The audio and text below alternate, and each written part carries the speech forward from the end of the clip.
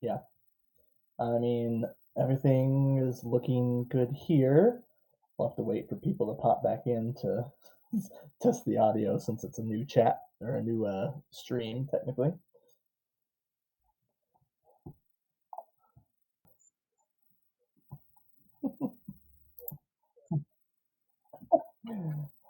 All All right, right. here we go. Third time's a charm. DGG. Yeah, DGG presents Damn Good Indies, the score. Take 3. Action. Okay, so we'll backtrack a little bit again, just to make sure. I like people to know the story of where it came from, so they know Yep. the why and everything behind it. So you worked on a couple. Were part of a couple of big name games a while ago. You've been working on games for, I think you said, about 26 years now. Yep. Yeah. 26 years now. Yeah. And Um, the origination of the score was a submission to a was this a just like a local no, not local, like a regional an, competition, or an international online competition for 18 card okay. RPGs, run by the wonderful people at Button Shy. And yeah, then I started developing on my own because I was really happy with what I came out with, and I was finding a really good response from the people I tested it with.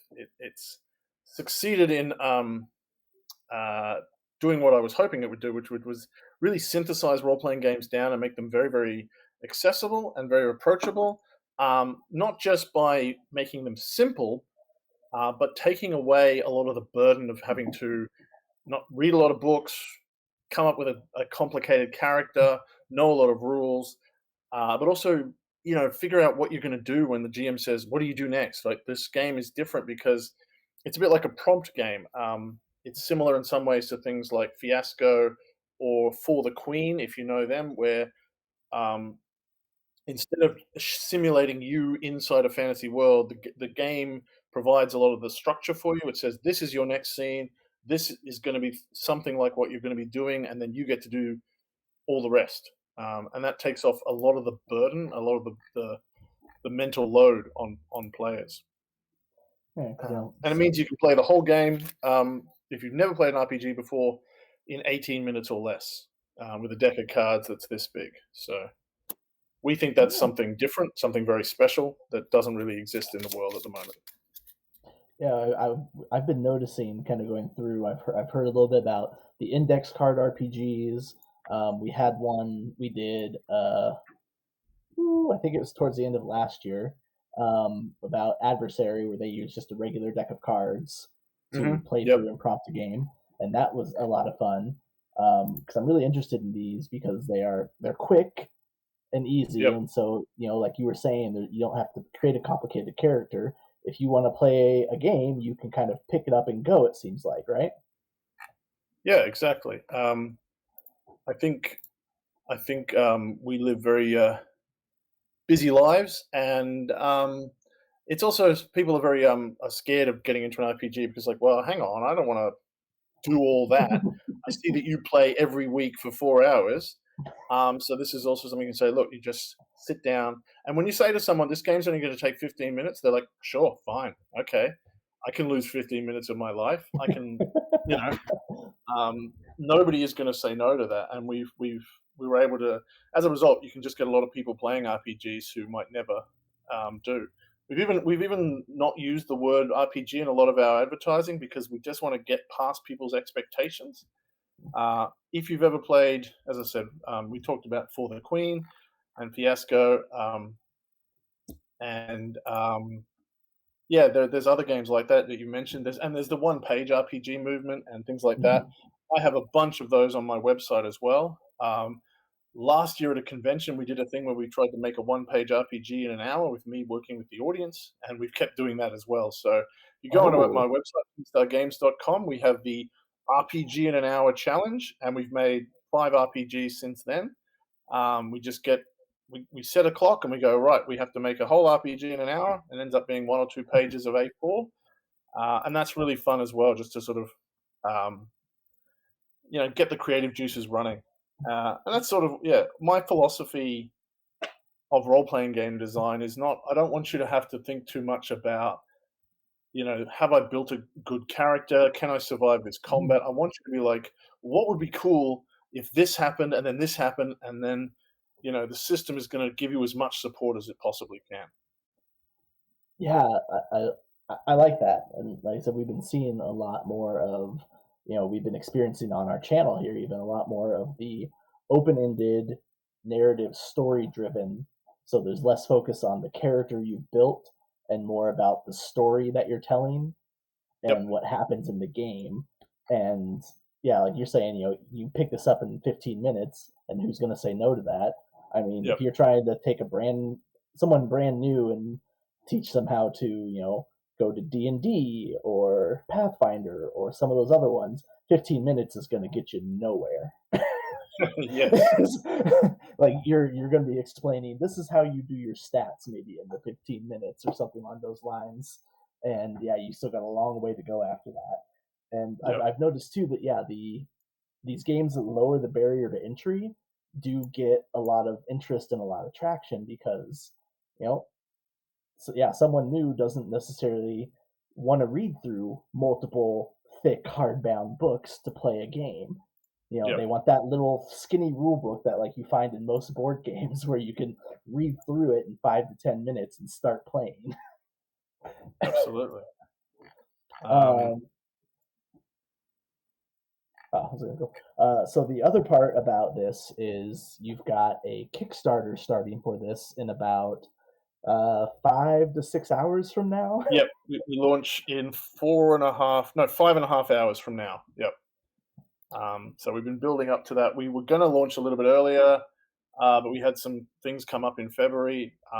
Last year, we were very, very lucky that we were part of a showcase at PAX in Australia. Oh, nice. And that was when we began building up the advertising campaign. And thankfully, we've done some advertising. We're really building up some momentum. So we're really excited to finally be able to push launch and be able to show people more about this game. And yeah, I'll be streaming on my Twitch hopefully tonight when we do that. So look for Tin Star Games, and you can find out more. As I said, I'll put the links in the chat as well. We have uh, on the website, you can download the print and play rules and the rule book, so you can see exactly how it works. Um, so you know exactly what you're getting into. We also have demos of people playing it. We have a complete video learn to play that was done as well. So Nice. you'll know exactly what you're getting. You're just paying us so we can make this a really beautiful product, and that's really important for us as well. That we want to make it something.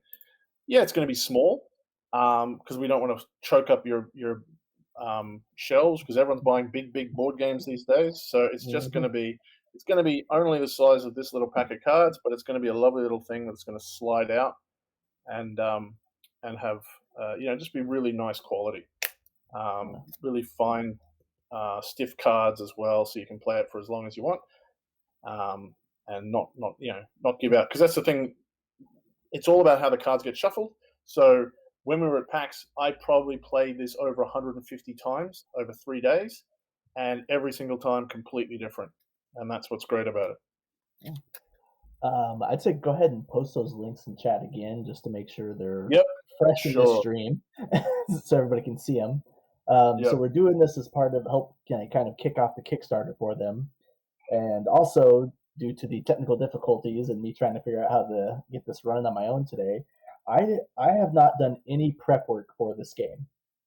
So I did not have any time really to read ahead and know anything about it. So as far as Steve mentioned on the website, there's a how to play. Those of you watching now or later are going to kind of get that right now as well because I have no idea how this works yet. yeah, I just know it's about the game is the score. It's a card game using the cards. I saw a little bit of the layout with the tabletop simulator we had up earlier, and yep, I'm interested. I'm excited. I like that this can go by quick, and if you're playing games in a night, you can get a few rounds in like an hour. It sounds like. absolutely. And Yep. I must say, Um, if I enjoy this game as much as I think I'm going to, I'm actually going to Emerald City Comic Con, which is in Seattle, in the United States here this weekend.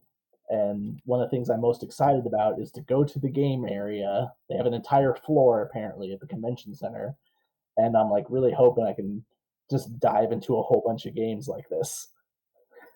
So the fact that awesome. you've done this at PAX in Australia, I like this kind of it adds to my excitement level here.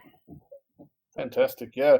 Look, last night I was actually at a heavy board gaming meetup, and guys were running late, and I was just happened to be talking about it because the Kickstarter was coming up, and they go, "Well, let's play it," and we played it while we waited for the last person to show up, and that was really exciting. So, and these people again, some of them were just really like they'd never played an RPG before, they didn't really know what they were doing. What I've been really excited about is that it does work for those people. Um, um, People are able to go, oh, I get this. It helps, of course, that we chose the heist genre. That's what the game's all about. And most people have seen a heist film and they love heist films. I've never met anyone who goes, oh, I don't know. I don't. Some people don't really not care about them, but nobody's like, ugh, heist films. Um, so you can jump in really quickly. So the way it works, the first thing we do, excellent. Um, So every card is multiple use. So I don't know how Okay. well you can see this. So there's every card basically has a talent on it. Is that reversed? No, that's Um, readable. The technician, like yep. electrics, engines, pulleys, levers, anything with a blueprint or a circuit diagram. Yeah. So everyone's going to get dealt some of these, depending on how many players is how many you get, and those are the things that you are good at in your crew. So you might be the Okay. technician and the hacker, and maybe the close combat expert. You might be good at. Let me pick two more. You might be good at fast talk and forgery. This But is every giving me card a is multiple real. use. At the top of every card is something that you might steal, and the bottom is something you might steal it from.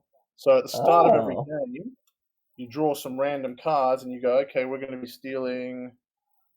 Um, we're going to be rescuing a loved one from. Let's see what this one I pull out is. Where's the camera gone? A loved one from. Oh, that's the wrong way up. Documents. there we go. Could be loved one from doc. No, a loved one from underground or underwater. So that's an excellent heist. You know, we're going to go down to a submarine to rescue one of our friends or relatives, and that sets the scene. You generate a few. You pick a few of those. Pick the ones you like. Then you deal out those talents I mentioned as evenly as you can among the players. You deal out 12 of them out of the 18. So you have some skills that you'll have, and there'll be some skills that you don't have. Then we reassemble the deck, and we take out um, some cards at random, which could be cards, powers you have, powers you don't have, and again, that makes the game more random every time it plays.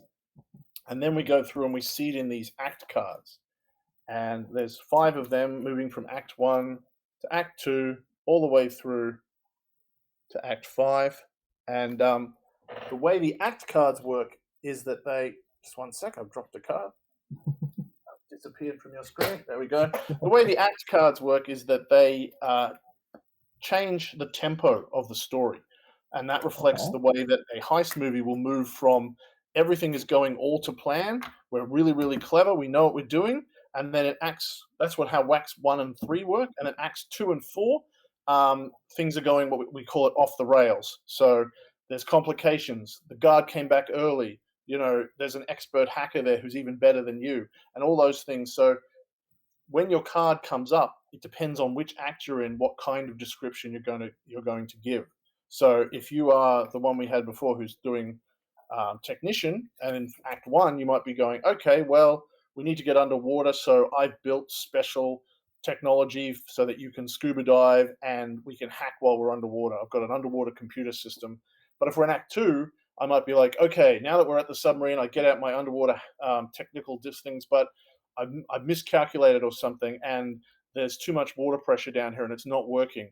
Or it almost works, but I didn't realize they had this special state of the art new detection system that means they can hear us coming into their submarine base.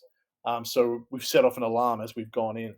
And so instead of having dice rolls throw up success or failure, um, the random allocation of the cards tells you uh, what when your power comes up and whether it works or whether it almost works, and that means every time is going to be different, and you're not quite sure. You know you're going to be this important, valuable person who's going to save, rescue the thing, get the target. But you're never sure. Sometimes your things are going to work perfectly, and sometimes they're not going to work, and that brings in the tension. Um, and the changeability without, and you don't have to have that moment of, oh, how would we steal this thing, which is always the thing that I think is really tough with, like, I played a lot of Shadowrun when I was younger, and Shadowrun is all full of Mhm. heists, and you end up spending 3 sessions planning, and then you end up just kicking in the door and killing everyone. Accurate. And yeah, because nobody, it's really, really hard to think like you're writing a heist film. um, and everything usually just falls apart as a result, and so this is, it does some of that work for you. When last night we had a moment where we were absolutely cornered, and the next card was demolitions, and so the guy was like, "Oh, obviously I set up a decoy, when we first got here that I never told you about, and it goes off right now." Um, yeah, someone says in the chat that's Yeah. that's every stealth mission in every game. Yeah, so if you've ever had an RPG where you're going, this was a cool heist, but then we just started murdering everyone, you might like the score instead, because you can, it will go down like a cool heist film, and you'll be like, what I really like about it is it makes people feel like they are smart, like people in a heist film. Because that guy was like, of course I would have set up a decoy explosion because I'm the explosions guy. I'm And I'm getting real like Leverage, Ocean's 11, Italian Job oh yeah, vibes, where like they're in a tight spot in the movie, and you're like, how are they going to get out? And then there's a flashback to yep, earlier when they did something, and that's how they get out of that situation. yeah, absolutely. Leverage is just one of my absolute all-time favorite shows. I worked on the Leverage RPG many years ago, when it was for Cortex, and I watched it, religiously. And yeah, I love heist films. So it was a lovely sort of moment. Like, I was like trying to figure out what to make an 18 card RPG about, and I said, well, I've got to make something about heist films at some point because I love them so much. And yeah, I think it's there's some heist RPGs out there, but I've never seen anyone that really gets this idea of like, they have flashbacks and stuff, but you again usually have to think of them yourself. And this sort of goes, oh well, it makes you feel like you already thought of it, which I think is very different. That is like, yeah, like the prompting you mentioned in some of the examples you give. That I like that. I kind of like where this is going. I'm getting a little more excited the more we talk here, just to see this in work and play through it, because that is sometimes the hard part, especially if you're someone new to RPGs, or or even people that are worried about.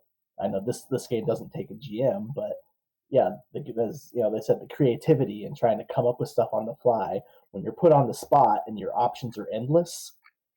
What Yeah, do you choose? But yeah, when you've got a prompt or limited options, it's a lot easier to be creative. yes, absolutely.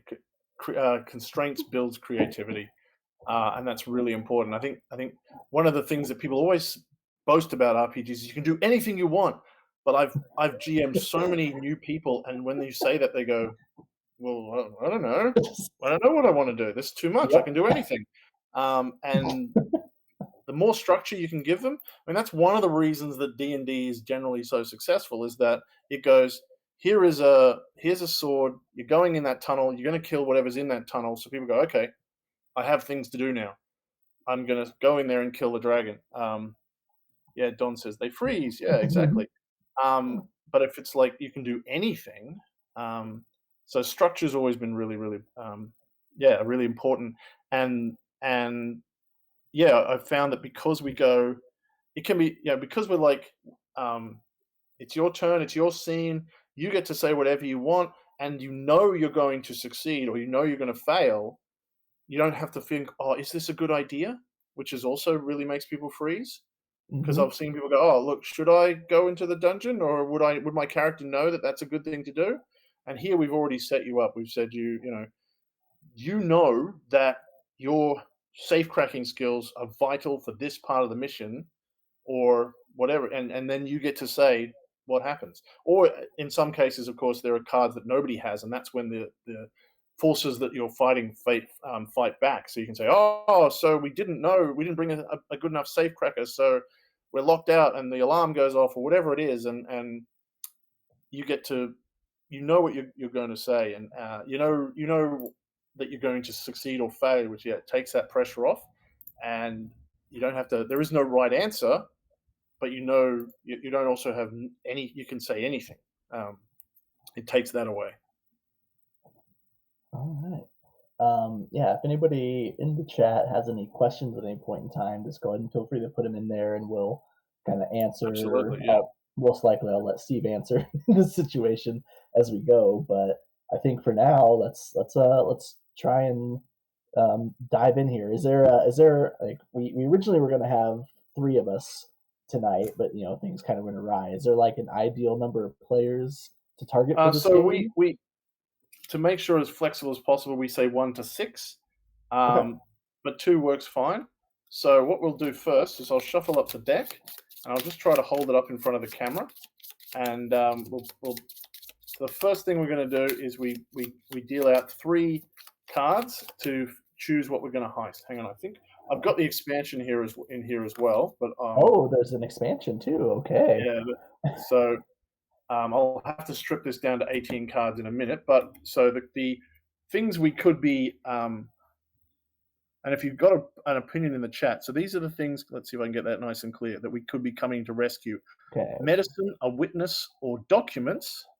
Okay. And we're trying to get them from. Now we don't have to. They don't have to be. You have to be on the same card. So underground or underwater, foreign nation or military base. So Ooh. I like underground and underwater because we started with some of that, but it's anything. If you're in the chat and you have an opinion, um, getting a witness is also interesting as well. It tells you a lot about what's going on, and we tried to be expansive about what is a heist. A rescue mission is a heist, absolutely. Mhm. It's about whether you're taking on something um, interesting, difficult. Any opinions? Anyone? How about a military base? That's kind of interesting. Yeah. And I like what you've done with the utility use of the cards too. You've got, Yep, the thing on the top that you're going after, the place yep, on the bottom that it's at, and then the cards themselves are used for the game. And so that, putting multiple thing like doing that multiple use, like I think you mentioned earlier, making it minimalistic so it's not another big board game taking up a spot on your shelf. It's not something absolutely. you have to worry about lugging everywhere. I mean, it's the size of like half a deck of cards. You could just Yep, carry that on you wherever you go, and that's all you need to play, right? absolutely. Yeah, it's really, really compact. Um, if we, it's 18 base cards. Then in the set as well, there are the 5 act cards, and then we also have provided 6 player guides to help you remember the Ah, rules. okay. Um, and so that brought us up to 18 plus 5 was 23. This was 29. And if you know about card printing, multiples of 18 are the best numbers Okay. because you can print 18 cards a sheet. That's why there's all these Ah, 18 card games. okay. Basically, you can fit 9 cards on about an A4 sheet, and whenever they print and cut, they do it double sided. So 18 cards is always the general number. If you go over that, you just get blanks that get thrown away.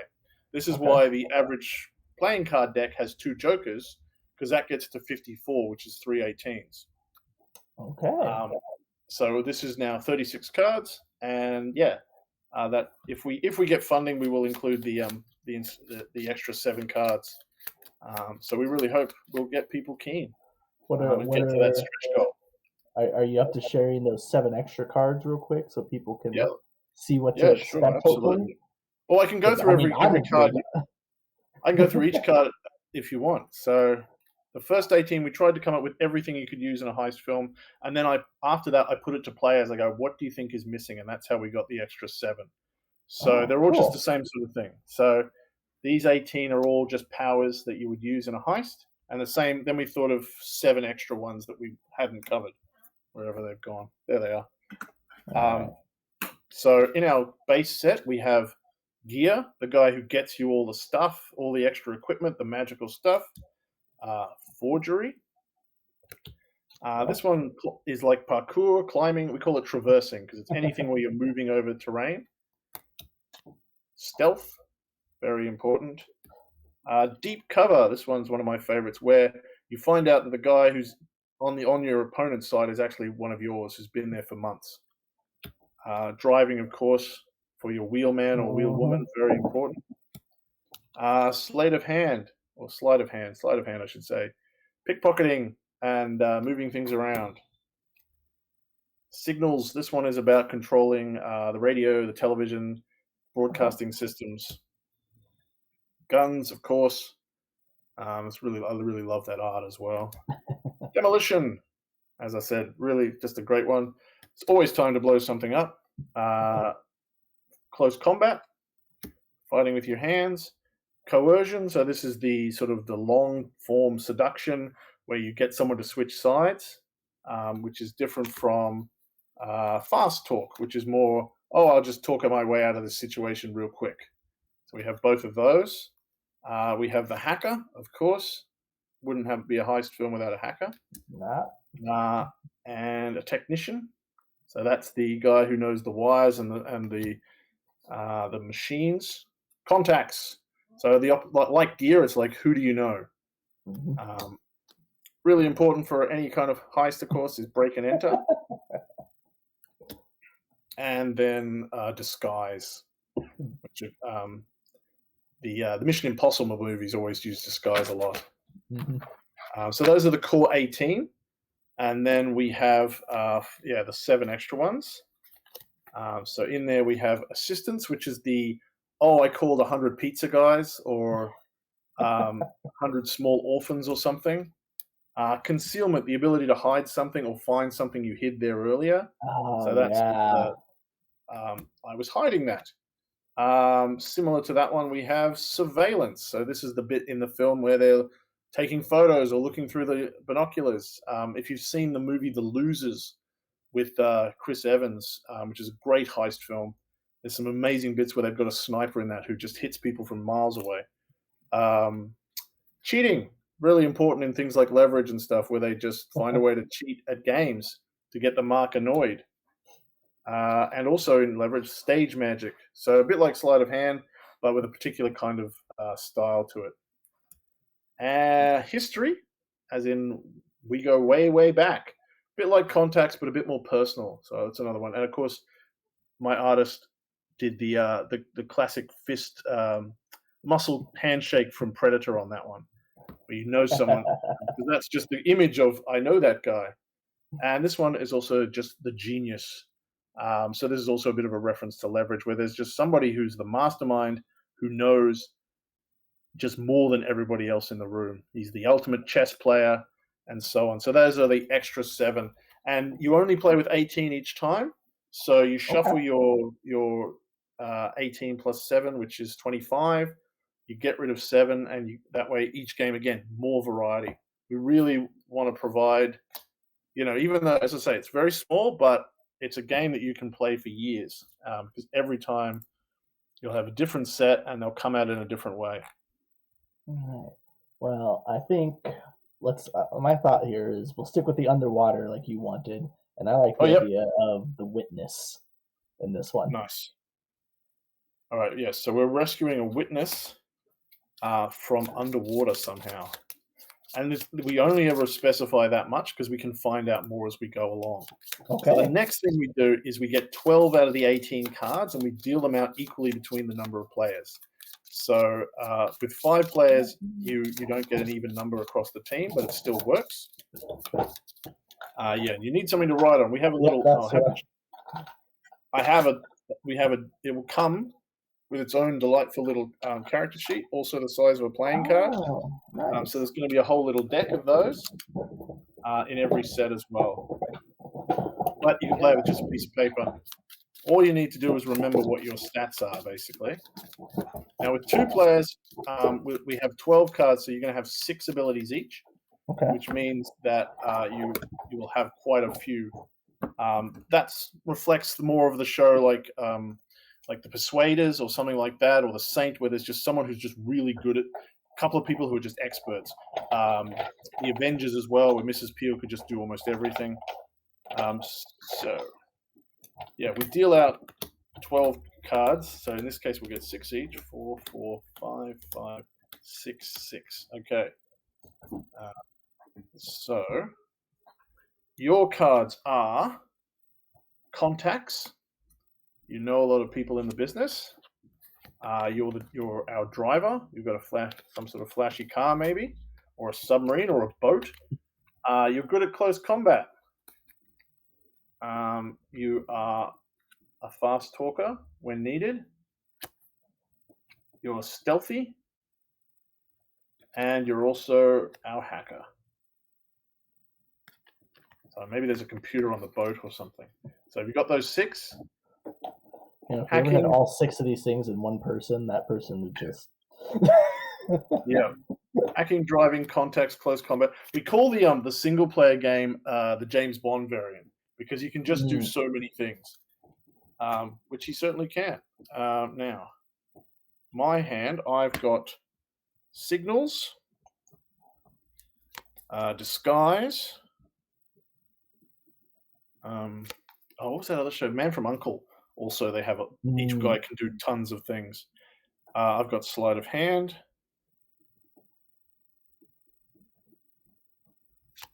Technician. Okay, that fits with signals pretty well.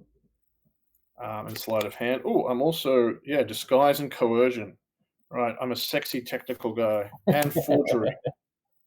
Right, excellent. Yeah, I think I'm the Napoleon Solo of this crew. Is just I'm good at disguise. I'm good at being seducing people.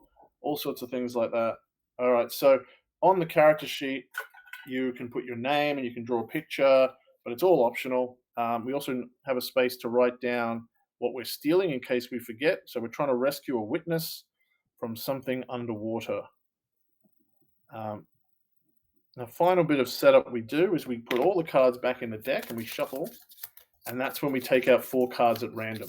And that, again, means we're not sure how hard our mission is. So at the start, with basically, there's 18 cards, 12 of which we have as abilities, which means 2/3 of the time, things are going to go our way.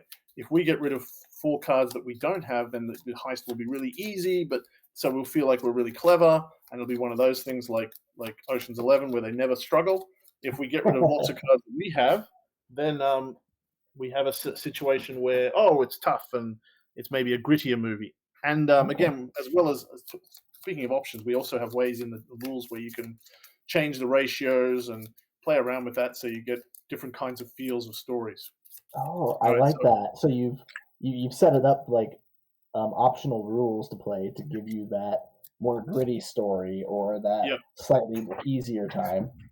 Yeah, exactly. If you want it to just be like the A-Team and everything goes your way, then you absolutely can. So I get rid of 4 cards. I like that. 4 cards at random, get rid of them. We don't look at them, so we don't know how the story's going to go. And then we seed into the deck the Act 2, the Act 3, Act 4, and Act 5. And those are sort of hidden. The backs are exactly the same, so we're never quite sure when they're going to come up. But we also have an option for your first game to go put them here, here, here, and here, so that you have a very structured, logical flow. But you can randomize it as much as you want. So kind of like a quick play for those to kind of get their feet wet. Maybe it's their first time, right. And we really like that around here too. We like those quick starts or that quick play. That way, if people are unsure, they have a guide to show them how it works, and so they don't have to wonder if they're doing something right. Yeah, absolutely. We also, in the rules, even though the rules are very small, we have a full example of playing a whole game. So you can actually just look at that and go, oh yeah, we are doing this right. All right, so the first card is always Act 1, and in Act 1, things are going our way. So every scene, I'm just going to turn over one of these cards, and we're going to find out what the scene is about. So the first card is gear, which I think is you, right? Did you get gear? No, No. I Okay. did not So get gear. if none of us have gear in Act 1 or 3, then that means it's the bit in the movie where they talk about, okay, what we can't hack this thing because of something. We can't do this skill. So in this case, it would be like, uh, okay, we're going underwater, which means normally we take big guns, the cars, all the cool gear, all the Hmm. spy gear that we have in our rig, but we can't because the secret base is underwater. We have to swim there in scuba gear. We can't carry anything like that. So it's going to be a very, very difficult heist for us to pull off. And what we do normally is you put this card in front of whoever speaks, and that way, when you get a card and you don't know who to pass it to, you give it to the person with the least cards, so that they make sure they get equal time to speak. Now, Okay, so yep. hold on. I just want to back up a little bit because I'm sure Yep. you were saying it. So nobody if you don't have equal cards, you give the person with the fewer cards the card that was just drawn. So the card will go to the person whose ability it is. Okay. If there isn't, if it isn't one of those, it just goes to the left, to the next, or the dealer, and then they put it Okay. in front of them to go, I've spoken. So I've Okay. got, and then so if the next card nobody has, well, it's not going to go to me because I've got a card and you don't. And Okay. say if I've done 3 scenes and your powers haven't come up, I'm going to have 3 cards and you're going to have none. So you're going to get the card. It means that as much as Okay. possible, we share storytelling. That's a Um, good mechanic. I like that. so next card is gunplay. I don't have that. That is not me either. Okay, so this would then go in front of you, and you get to explain or tell us about a scene where we're not taking our guns like we normally would. Obviously, because it's underwater in this case, it's pretty simple. Yeah. So yeah, I think we're not taking the guns because it's underwater, but I still think we try and take at least a small weapon of some sort with us while we're going underwater. We try and keep it protected, but I think Oh, we're not prepared still. And when we get there and maybe need to try and use it, or we get there and we get prepared to have it out for once we're there, we find that it's waterlogged and it's just not going to work. nice. Yep. So maybe there's even like a cutscene of us diving down, and then the waterproof packet is slowly has a small hole in it, and it's filling up or Oh something. yeah, I like that. All right, traversing. Is that you? Nope. Okay, we're having. So this is one of those scenes where they go through all the things we can't do. So normally, Yep. what we would do, we would bring the best. We'd get a parkour guy who would crawl over the thing and get a win. But this thing is designed to survive being 500 meters under the sea. It's absolutely impregnable, and there's only one way in. So we can't just crawl on it and find an easy access point. We have to go in through the front door. All right. I'm envisioning, like you said, those scenes where they go through all the stuff they can't do. So you Yep. see like them attempting to do the thing, but then it doesn't work because of an Exactly. obstacle. That's This is exactly what these scenes are. Yeah, because that's a really important part of heist things. I think. Break and enter. Is that you? nope. Nope. Okay, so that's all right. This is a very hard heist. So it's over to you again. So presumably, again, describe a scene where why can't we just cut our way in or whatever? Yeah, we've gotten down there and we brought the tools like the laser torch we thought could cut Yep. us into this underwater base, but we were given some wrong information or some of our collection of info was a little bit off, and the plating that they used here is not able to be cut through by our laser torch. Yep. It's double thickness. We can't cut through it with the laser. All right. So even though we haven't actually had any success, we've still sort of been telling the story from our point of view. We now move into Act 2, so things are going to go off the rails. In this case, if we have an ability, it doesn't quite work, or there's some complication. If we don't have an ability, then things go really badly for us, and the forces that are against us fight back. Close combat. That's you, I That is think. me. Yeah. Okay, So so this is a yep, situation where it doesn't work or it it works, almost but works. It should have worked. Yeah, it works, but yeah, okay. So I think I'm just gonna go with the classic, close combat scene. We've gotten in now. We found our way in, and we yep, encounter a few guards we weren't expecting, and we quickly like dispatch them with our close combat. But then at the other end of the hallway, there's another guard that we're not going to be able to reach, and they've got a weapon Yep. drawn on us. Oh no. Okay. All right. So our next card is deep cover. Is that you? Nope. Nope. Okay. So I've got 2 cards in front of me. You've got 3. So as I say, this is a bit where uh, because we're in Act 2, or it's now going really badly for us. So that guy runs away, and we sort of start up chase after him. And we come around the corner, and we see that the head of security is actually one of our old friends. And he's like, he was the guy who asked us to do this mission, and he was deep Oh. cover inside our organization. He's like, you've done, yeah, okay. I'm very impressed you got this far, but as you can see, our security is impeccable, and you've proven that to my bosses, which is what the whole point of this was, to show off that this place couldn't be broken. Oh. All right. That's Um, good. That's good. hacking. So that's you, I That is think. me. Yeah. Yep. So whatever. Again, we try to do something, and it almost works, or it works, but So I think what happens is someone had a feeling that something was a little off with this job from the get go, and yep, so the hacking was set up so there was a button or a trigger of some sort that caused a like maybe the lights to go out or an alarm to sound elsewhere that gives us a chance to get out of this current situation that we're faced off with yep. the deep cover against us and the security they had. So this gives us a We chance slip to around the corner. Yeah, yeah. get away for now. Yep.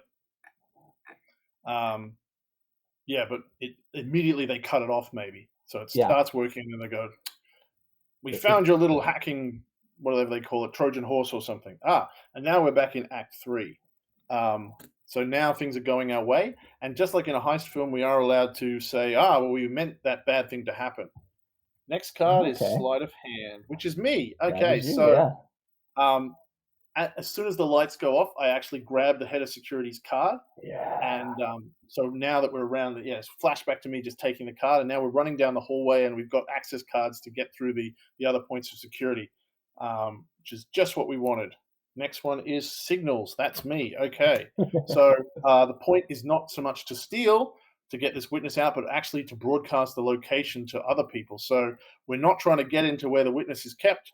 Our whole plan was to get to where we could broadcast a signal. So we go into the radio tower, and we actually start telling the US government or something that this is where the base is, and we start sending out a signal saying, and then we go, yep, we get that little thing on the screen of, doop, doop, doop, they're coming to kick this place's ass. Nice. Contacts, that's you, I Contacts. think. That is me. Um, so that signal gone out. We had one of the contacts was set Yep, up when that signal goes out. That's when we have the reinforcements were somewhere ready to come in to nice. help us out to get us and the witness out. Navy Because we, SEALs. yeah, the SEAL team comes in because we were able to find it, but we were Yep, not going to be able to get them out ourselves. We needed some help, and nice. so we had it on reserve, ready to go. Nice. Our Navy SEALs are coming down. Okay, now we're going into Act 4. So Ooh, things are going well, but they're going to go off the rails a little bit again, something we didn't quite anticipate. So this is driving.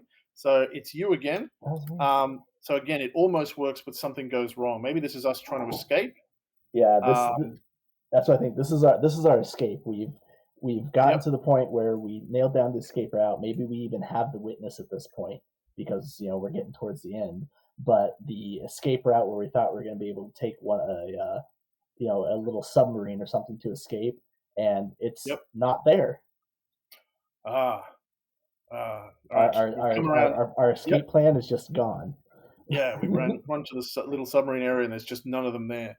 Next one is forgery. Okay, so That's this is you. where I forged. I knew that they were using these kind of submarines, and I actually go right. It doesn't matter. I think we can get to the other vehicle area. I've got these forged pass keys, but because we were betrayed by our friend, nothing's working, and our forgery is like it's this. They've changed the locks. We can hear him actually on the Oh. system now. You fools! You'll never get away. Your guys are coming, but I'm going to make sure I kill you myself. We're stuck in here.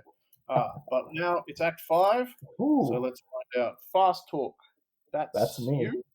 All right. Yeah. So how do we go with fast talk? So the fast talk, he's coming over the intercom. We found a way to like an intercom ourselves where we can communicate back. And Nice, the fast talk is kind of like egging them on a little bit. There's someone that is feels like they're very superior. They feel like they're in a winning position. So I just kind of let them lean into that and believe that nice. they've gotten that and they've won.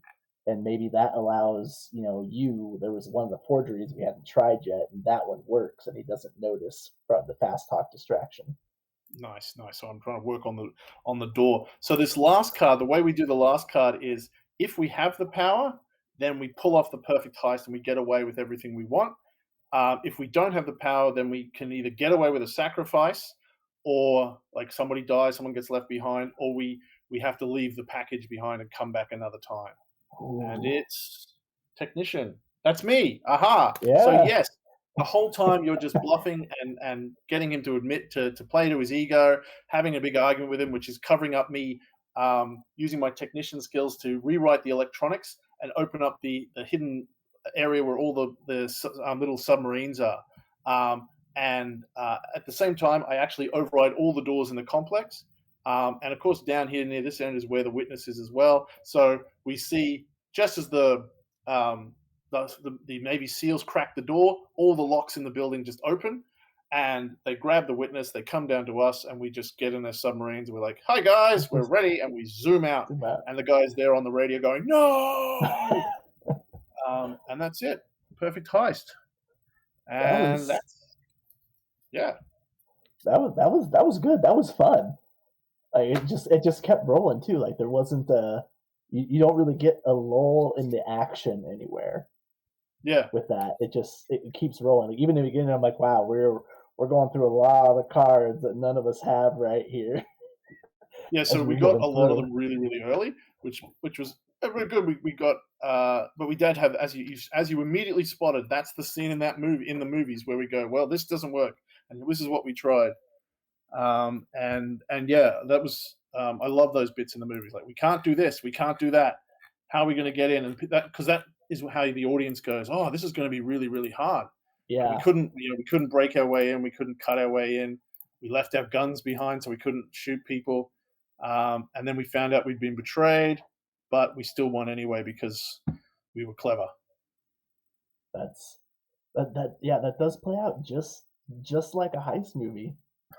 And it gives you like you have that creativity to throw it in there and play it however you want. And yeah, I'm impressed. This is I think this Kickstarter is going to go live, and I'm pretty sure there's going to be two more backers between Fantastic. me and my other That's good guy here. news.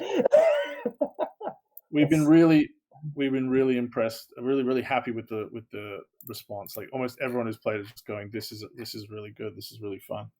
yeah, and Um, you can get really in depth with if you've got a group that you're familiar playing with or that are really familiar with heists, you can really mm, dive into each scenario a little bit more, or you can keep it like a basic kind of thing, kind of like we just did too, where it's just a little short story point that just tacks yep, onto it, and so it gives everybody of any kind of creativity level the ability to join in. Like the system you have with the cards makes it that everybody's going to get a shot, no yep, matter what card is drawn. Everybody's getting a shot to add to the story, and that's awesome. Like we love that here with the games that we see, and just when you can get everybody involved and just that's how you get the people immersed. That's how you get them excited, and people don't feel like they're less part of the game because like if you have a lot of players, it might you might not get to one of the first people until like Act 2 or 3, depending on when the cards show up. yep, But there's not an unequal amount of time really that goes around the table. yeah, yeah. You can even if you don't get your cards, you're going to get the bad guy cards, so you still get to feel involved like that, and you still get a bit of spotlight time. Um, and that's really good. And also, we say explicitly in the rules that when it's your turn, no one else is allowed to talk unless you ask them for ideas. And so that just stops people going, "Oh, you should know what you should do. You should know what you should do." And we've had a few people go, "Oh, that's really good because I'm one of those theater sports guys who talks over everyone in my D&D game. and I can't really stop myself. And now you've made me stop myself. So my friends can get a scene. Oh, someone's posted something in the chat. Um, Yeah, the like you said, oh yeah, yeah, he's a leverage fan too. Yeah, like us, oh yeah, the montage, the hang-ups and workarounds, and yep, the tense meat of the story. Like, okay, what's going to happen next? And I like they yeah, have that rule too. Like, no one else talks. You just let that person do it unless they ask for a little bit of assistance coming in. And yeah, like just yeah, the simplicity. It's beautiful in its simplicity and the depth you can still get out of it. yeah. That's what I'm very excited about. That it is small, but it has a lot of depth. Oh man, yeah, like I want to bring this to like some of my groups just to kind of see the different creativity there. And I feel like this is just right around now is like the time of heists because Yes, there's there's been like another heist book by some third party people that came out that's for the 5e system. Then there's your thing here. I've heard about some other heist related thing, and I'm excited about it because yeah, it's that you don't really get a lot of good heists, like you said in the beginning. It's really hard to get a good, thorough heist in a lot of game systems because it just boils down to okay, we failed on this roll or this isn't working, so we're just gonna bash down the door and use physicality to take everything out, or you've got so many sessions of prep and planning and then it falls apart in 2 minutes. yeah, exactly. And there is there as you say there is a I think a demand for it. There is the I forget what it's called the 5e book, the golden something, I um, think Keys to the Golden Vault. I think is the one that Keys to the they Golden Vault, the yeah. official one. And I've always been dissatisfied with how, like, I think the heist genre is something that people immediately understand belongs in RPGs. It's part of Shadowrun. It ends up in D&D all the time. Um, and there was a leverage RPG and all sorts of things like that. But it's never really done in a way that I find is exciting. As you said, it tends to just collapse Yeah. um, very quickly. And so, yeah, I'm always happy. I'm happy that this works um, as solving some of those problems, I, and getting to what people really want. yeah. Because people are frustrated sometimes. Like, I really want to do that, but every time it falls apart. Um, and there is, yeah. Hopefully, we can go. Look, it doesn't have to. Yeah.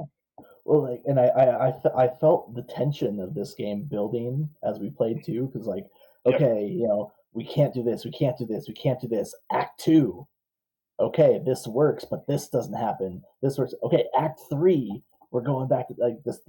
Every time an act card came up, I was like, oh, like we're getting closer to the end. We're getting closer to whether this is gonna fall apart or succeed. And Yep. yeah, it just I got every one. It's like my excitement level just was amping up to see okay what's coming next. I don't know, like some of these cards are gone, but because what's gone already, but you don't know what's not in the deck anymore, and so yeah. Yeah. Absolutely. And that's also a problem with RPGs is getting good tension for 4 hours is pretty hard. Yeah, Um, the human attention span is about 20 to 25 minutes. So yeah, we've actually been thinking about. Obviously, we can't think too far ahead, but we thought about doing different genres. And I've also been playing around with the idea of doing something more about zombie horror. It's about the same sort of length, but has a different kind of mechanic. But is that same sort of like you don't know when your card's going to come up and you might get bitten, sort of thing. And we're still toiling with the mechanic, but it's going to be like maybe 40 minutes long, half an hour to 40 minutes, and you just the cards will tell you when you get bitten.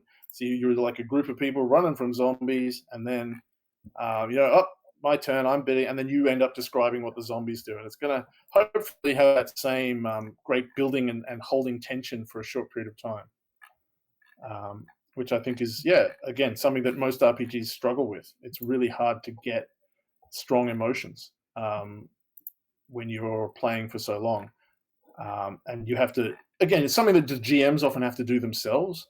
They have to be like, oh, right, I know the game's going to end in an hour at this con, so artificially raise the tension in it. Mhm. Here, we're trying to do it for you. Yeah, no, very effectively that it was done, and yeah, I'm interested to see if that happens later. So what I want to try and touch on here a little bit before we wrap up, Yep, even though I kind of don't want to, but you we tried to show the tabletop simulator when we first started. Is that something that you're trying to work on as another way for people to play this game, yep. or like what was? So yeah, we've been thinking about ways to make it even more accessible and approachable.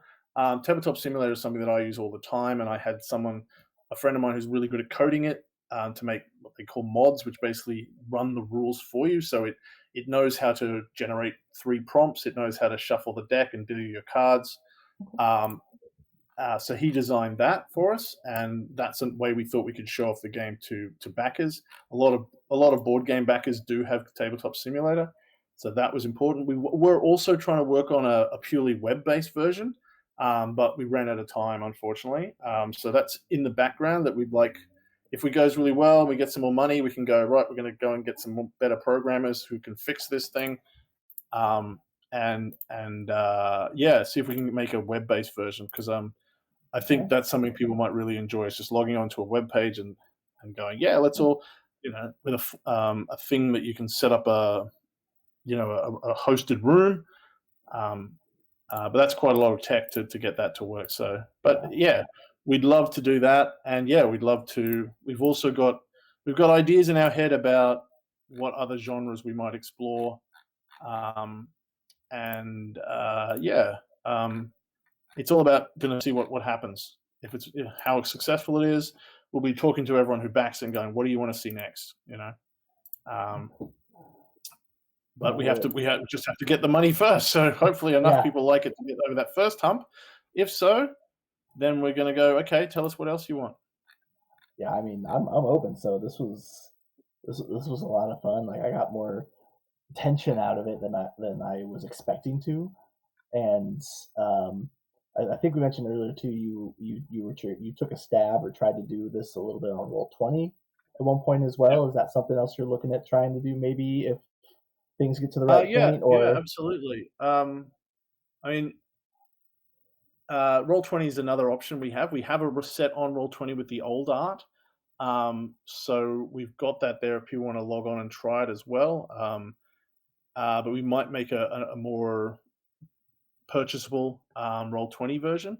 Um, but yeah, so the first step is the physical elements.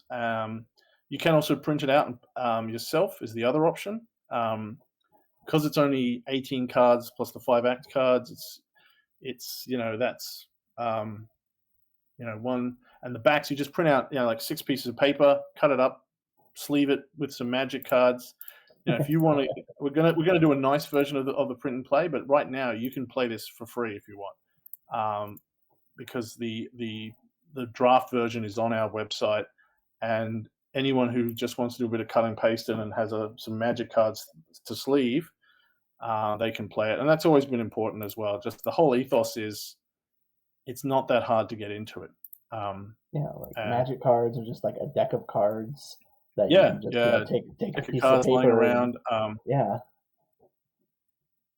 Um, yeah, we want people to be able to just get into it however they can, and so yeah, we'll be working on ways to make that easier. Yeah, and we'll see. We'll see what we do. I'll actually, it's a really, I hadn't thought about our Roll 20 thing for ages, but because we were looking at it today, I'm going to see if we can get the new art up onto that, and see how that works. Um, 'cause I and yeah, know, then we can also go play it over there. Yeah, yeah, 'cause I know Roll 20 is a pretty popular, like especially when the pandemic hit, all of those virtual yeah, tabletops gained in a lot of popularity because people couldn't meet face to face, or like lost the ability to meet with people, and just went over that. We did a lot of Roll 20 games when that came into effect, and got a lot of experience, and having things that you can access that is almost second nature now. I guess like people are just used to it. Like Mm, things kind of kind of expected, I guess. So I think that would be a good route to go. But I'm excited to see where this yeah, goes.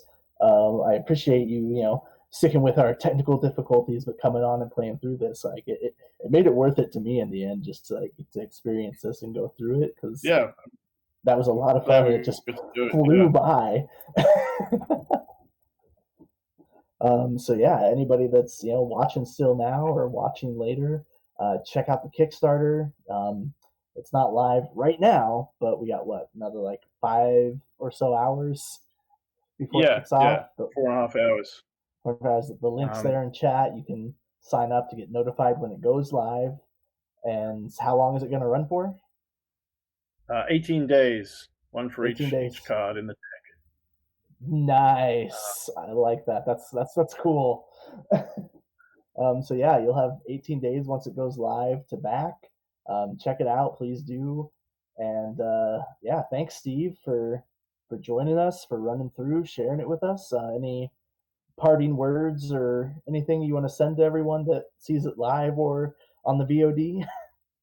No, just look. If you've liked what you've seen, please tell everyone that you know because Mhm. we're a very small company. We've paid for some advertising you might have seen on Facebook or Insta, but word of mouth is the best advertising there is. So if you think this is something that you'd like and you want to play, don't just check us out, but put it on your socials and stuff like that because that just goes so far. I'm going to post the link to the Kickstarter again, Yeah. um, and yeah, share it around.